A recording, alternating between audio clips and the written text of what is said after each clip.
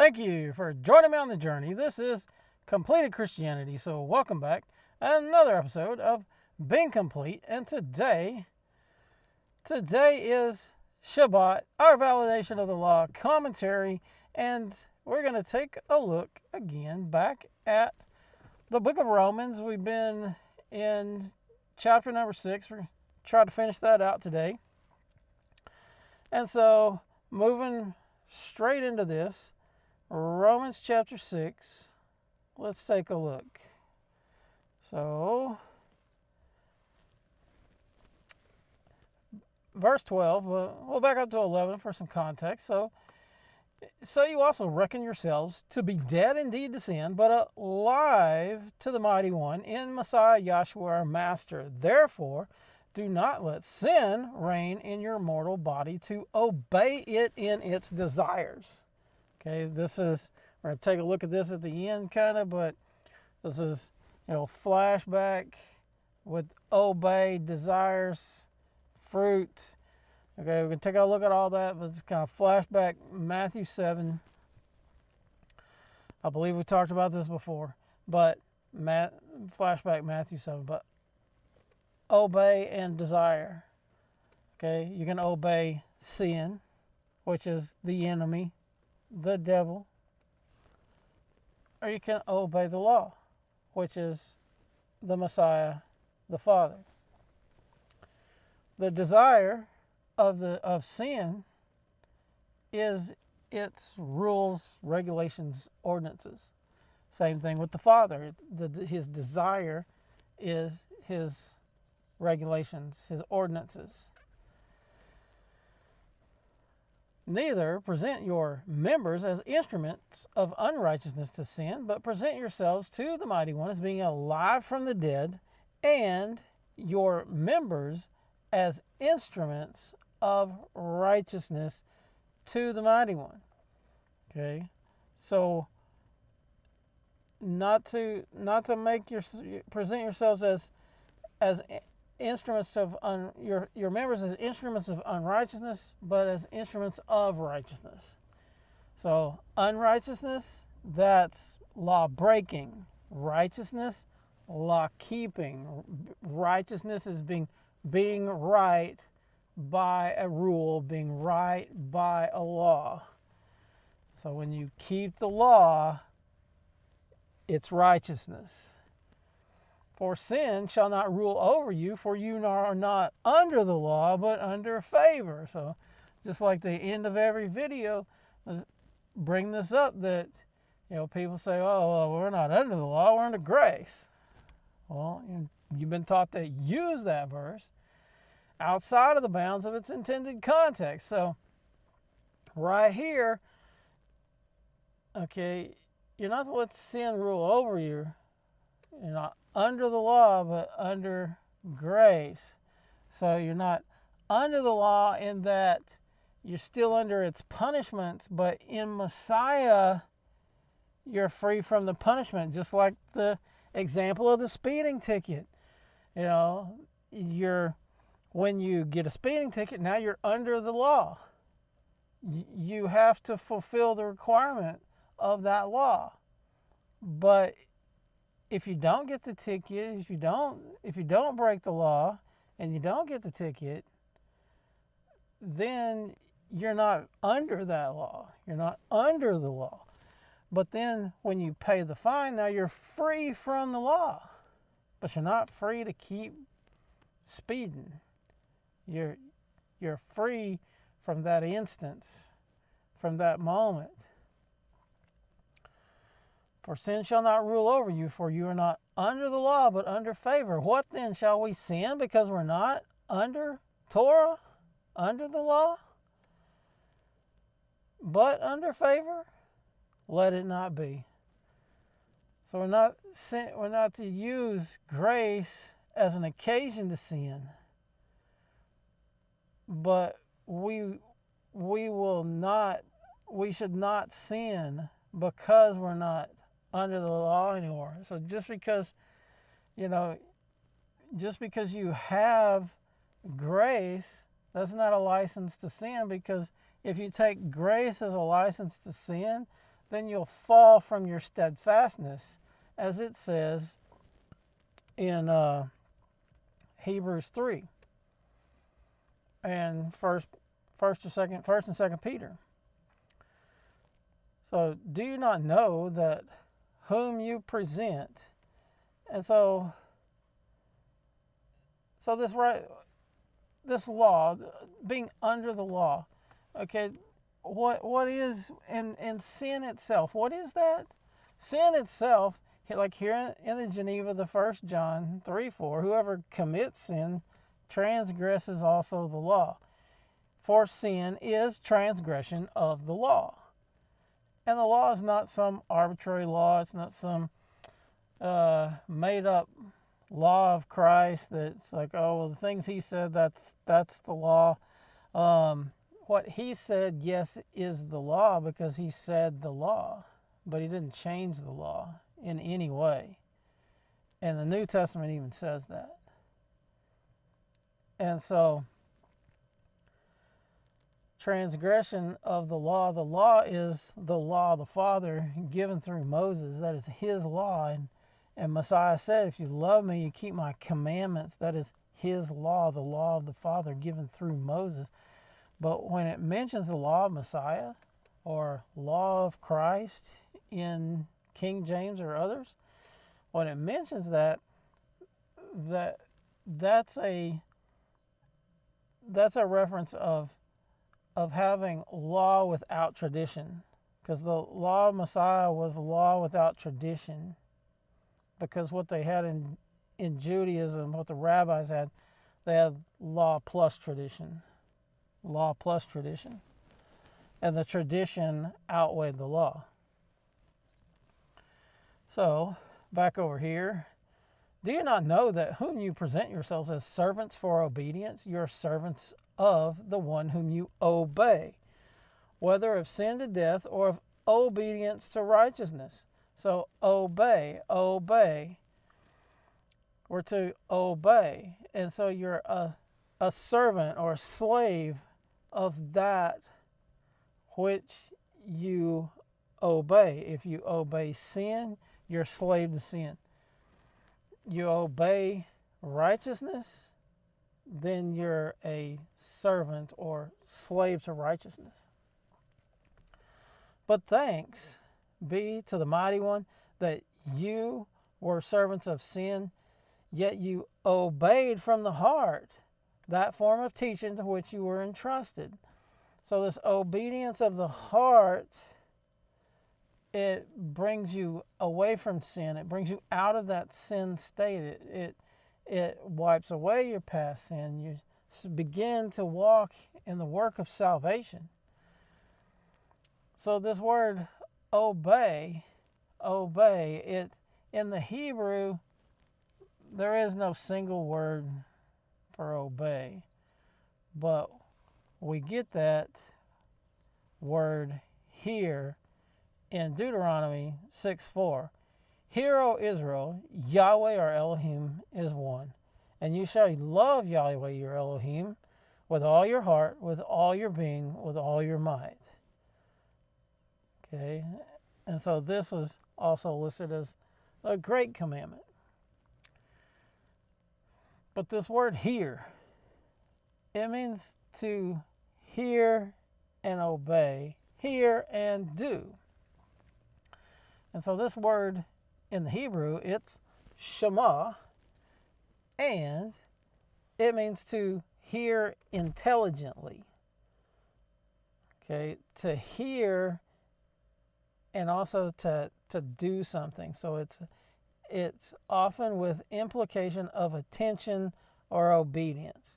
And so if somebody hears you but doesn't do what you say, then in your mind they didn't hear you.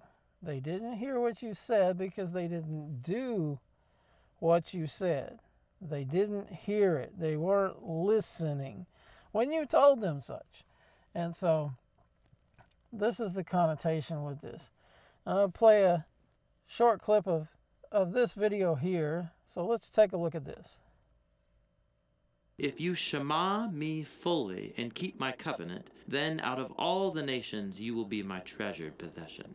Now, there's a couple interesting things about this verse in Exodus. In Hebrew, the word shema is repeated twice in this sentence to give it emphasis. If you shema, shema, meaning listen closely.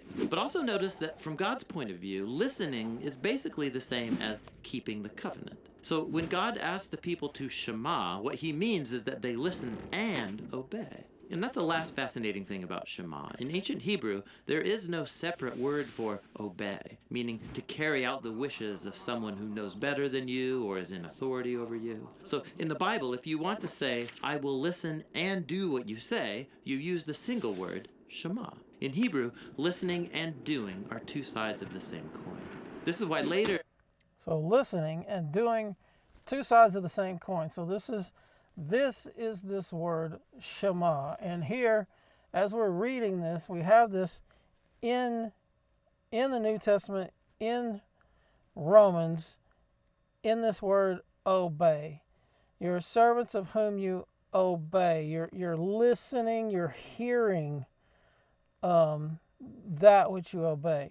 If you're obeying sin, you're listening to sin. If you're in obedience to righteousness, then you're listening to righteousness. And righteousness is law keeping. So you're listening to the law, you're listening to the Messiah, you're listening to the Father if you're in obedience to righteousness. But thanks to the Mighty One that you were servants of sin, yet you obeyed from the heart that form of teaching which you were entrusted. So this hearing of the heart, okay, it brings obedience. When you have a conversion experience, when you have a salvation experience where you begin this road of salvation and your past sins are wiped away, you do that. This is real when there's obedience and there's contrition of the heart for anything that's done wrong. You have this obedience. Then you begin the path. I speak as a man because of the weakness of your flesh. For even as you did present your members as servants of uncleanness and of lawlessness resulting in lawlessness, so now present your members as righteousness resulting in set apartness, or kadosh in Hebrew, set apartness, to be placed apart, to be set away, set apart from that which is normal or that which is unclean or unrighteous. For when you were servants of sin, you were free from righteousness. What fruit, therefore, were you having then over which you are now ashamed? For the end thereof is death. Okay, fruit. It has. There's this fruit of sin. There's this fruit of righteousness. So over here in Matthew chapter 7, but beware of the false prophets who come to you in sheep's clothing, but inwardly they are savage wolves. By their fruits you shall know them. Are grapes gathered from thorn bushes or figs from thistles? And so the fruits, okay, of the wolves, of the false, okay, when you see the things, the wolves and the false, they have fruits of unrighteousness. They have fruits outside of the scripture. They may have some scriptural fruits, but out here on the side, they got these others. By their fruits you shall know them. Are grapes gathered from thorn bushes or figs from thistles? So every good tree yields good fruit, but a rotten tree yields wicked fruit. A good tree is unable to yield wicked fruit, and a rotten tree to yield good fruit. Every tree that does not bear good fruit is cut down and thrown in the fire. So then by their fruits you shall know them. So not, and so this is all congruent together. All these fruits, by good fruit, bad fruit. By your fruits you'll know them. And not everyone who says to me, Master, Master, shall enter the reign of the heavens, but he who is doing the desire or ordinances of my Father. Look this word up, desire, ordinances of my Father in the heavens. But he who is doing the desire of my Father in the heavens. So many shall say in that day, Master, Master, have we not prophesied in your name, cast out demons in your name, done many mighty works in your name? And I'll declare to them, I never knew you. Depart from me, you who work lawlessness. This word lawlessness is, in the Greek, is anomia. It means without law. You who are workers without law. You work lawlessness because you don't keep my Father's law. Okay? So these fruits he's talking about here, these fruits are law keeping. It's righteousness, which is law keeping. Sin is law breaking. Sin is transgression of the law, just like we read over here. Okay? Sin is transgression of the law. Sin is transgression of the law. Okay? So here the fruits are works of the law. We're not saved by these works, saved by the blood, but we walk out our salvation in fear and trembling, and we walk it out through these works of the law. And so this phrase down here, depart from me, you who work lawlessness, this is basically a quote from Psalm here where it says, depart from me, all you workers of wickedness, for Yahweh has heard the voice of my weeping. And so the psalmist here is living a parallel life and living that which the life that will come to be that of the Messiah. And it says, I have grown weary of my groaning every night. I flood my bed, drench my couch with tears. My eye has grown dim because of grief. It grows old because of my adversaries. Yahweh has heard my pleading, receives my prayer. Let all my enemies be ashamed and greatly troubled. They turn back suddenly ashamed. All these things, like with the Messiah, this is his prayer life. He was a man of sorrows because he sees the world going the wrong way. And when he tells them, they don't believe. They don't believe him. They don't believe the one who made them. They don't believe it. They don't believe it. They don't believe it. What fruit, therefore, were you having then over which you are now ashamed? For the end thereof is death. So, what fruit? You were having the fruit of death. The fruit of sin. Fruits of sin. And now the end thereof is death. But now, having been set free from sin and having become servants of the Mighty One, you have your fruit resulting in set apartness, and the end is everlasting life. For the wages of sin is death. So when you go out sinning, you're doing that work, and that work brings its wages, and the wages of sin is death. And inversely, the wages of righteousness, law keeping, is life in Messiah, and that more abundantly. But the favorable gift of Elohim is everlasting life in Messiah, Yahshua, our Master. Psalm 89:33, my covenant I will not break nor alter the word that has gone out of my lips. If you like the video, give us a thumbs up. Comment down below. Comments of opposition are welcome. Just don't say anything dumb like you're not under the law or under grace, because you've been taught to use that verse outside of the bounds of its intended context. Subscribe now. Smash that subscribe button and ring that bell so that you get notifications of all future videos.